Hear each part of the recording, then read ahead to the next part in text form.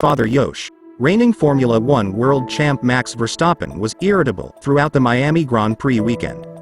On Sunday, the 24-year-old Dutchman won his third race of the season in the United States, the first ever Miami Grand Prix. Are you curious about that and want to know more details? In this video, we are gonna discuss Max Verstappen is irritable about Miami GP. Before heading into the video, make sure to hit the red subscribe button below to get in touch with our super catchy video. With that said, it's time to dive into the video. It wasn't all plain sailing for the Red Bull driver, who had been limited to very little track time owing to vehicle troubles just 48 hours prior. Verstappen became increasingly irritated as further reliability concerns threatened to wreck his championship defense, according to Yosh. Problems with the vehicle on Friday meant he received very little practice, and you need that time to calibrate the car, particularly on a new street circuit, Yosh wrote in his piece. I could see why he was a little irritated. After a challenging practice session, Verstappen qualified third on Saturday after making a mistake in his penultimate effort to claim pole position. However, in the race on Sunday, he immediately passed Carlos Sainz on the first lap and then defeated Charles Leclerc in a hard-fought duel to win. Despite failing to complete 2 of the 5 races, Verstappen remains just 19 points behind Leclerc in the drivers' rankings. It may go either way, Yosh said of his son's struggle with Leclerc. But it's clear that you can't have any DNFs. I believe Max will have another excellent season if the Red Bull's dependability is solid, and we will have an exciting rivalry between him and Leclerc. Then it's just a matter of which team develops the car better and which enhancements work best. So Max Verstappen made his second Grand Prix in a queue, following up to his Grand Slam triumph in Molar with success in the inaugural Miami Grand Prix.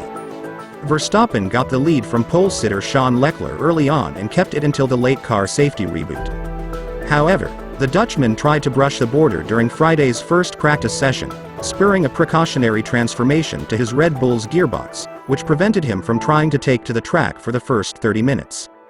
He had steering troubles and hydraulic trouble in the afternoon, forcing him to come to the pits with overheated rear brakes.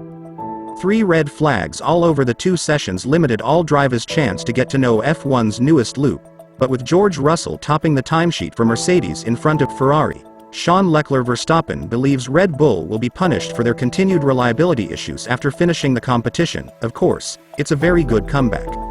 I hadn't even done a practice start, so I had no idea what to anticipate when the race began.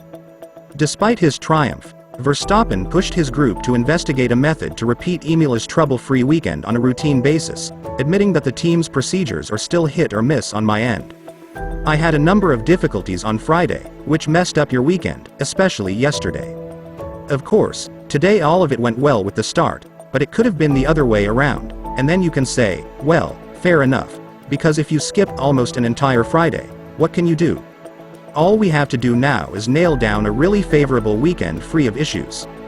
Of course, Imola, we had that, but it was still a little hit or miss, so we have to make absolutely sure we're more dependable and on top of things, but as you can see, the car is swift, which I'm quite glad about because if he's slow and dependable, that's probably not a good idea.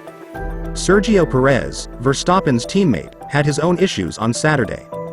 The Mexican qualified 4th for Red Bull and spent the first half of the race chasing down Ferrari's Carlos Sainz for 3rd.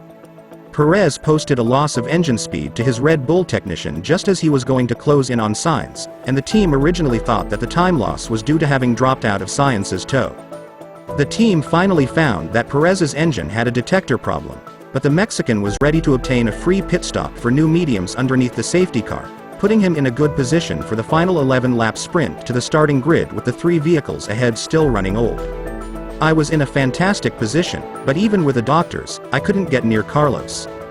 The shortfall on the straight line was quite strong, so I was just trying to push really hard to stay nearer to him on the edges. My tires were overheating, so as soon as I had an opportunity, I took it. It was too dirty offline after that, and I just couldn't get near to the deficit in the single direction was too much. We had a detector issue on Checkout's engine, and the guys did an excellent job of moving them around, but he ended up losing probably 30 horsepower as a result, and he was risking half a second per lap. Without that, he might have finished second with the tire advantage even though we pitted him, and he had that clamp benefit over the Ferraris. It was Red Bull's latest power unit-related reliability setback in the early portion of the year, which also saw the team lose out in Bahrain and Australia, that made Paris assume the team had been shocked by more than poor fortune, and served as a reminder of the task that needs to be done to comprehend its existing problems. We must continue to work hard since we are always encountering new problems. When asked about the team's repeated issues, Horner refuted recommendations that the RB18 is particularly fragile, trying to explain that the club's reliability problems were due to small problems that he's convinced will be resolved. I don't think the car is particularly fragile, I think there have just been nervy things that you'd have normally. But, as you know, we're closely working with Honda and they're providing us with excellent assistance, so I believe we'll be able to iron things out. While Red Bull's early season lead has been diminished by the Italian team's decision not to deliver any new upgrades thus far, all teams are restricted by F1's $140 million budget cap this year. Ferrari team manager Mattia Binotto conceded that the disparity in form between his squad and Red Bull could be clarified by the comprehensive upgrades brought to Imola by its rival, but he appears to believe Red Bull would be unable to maintain the current rate of change without surpassing the price cap limit by the end of the year. It's truly the case that Red Bull's early power spending will charge it later when its development cost runs out after Miami Grand Prix. If I glance at the last two races, they may have been a couple of tenths per lap quicker than us. I have no suspicion that in order to catch pace with them, we will need to establish ourselves and start introducing upgrades.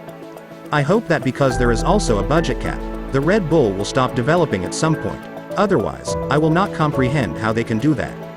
Ferrari is planning on bringing its first major upgrade package to the F175 for the Spanish Grand Prix, and Binotto knows how important it is. I don't think it's surprising that we could have a package in Barcelona that will be crucial for us. As always, I hope that the product we're presenting works as predicted and, in that case, will be beneficial in trying to close the gap we have with Red Bull.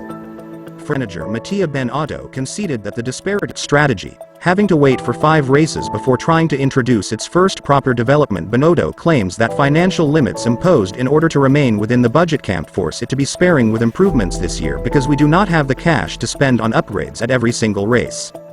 In response to a statement on the campaign strategy, Binotto stated that we would not announce what we will do, so it needs to be seen whether this development fight plays out in the long term, especially with reliability issues affecting Red Bull cars.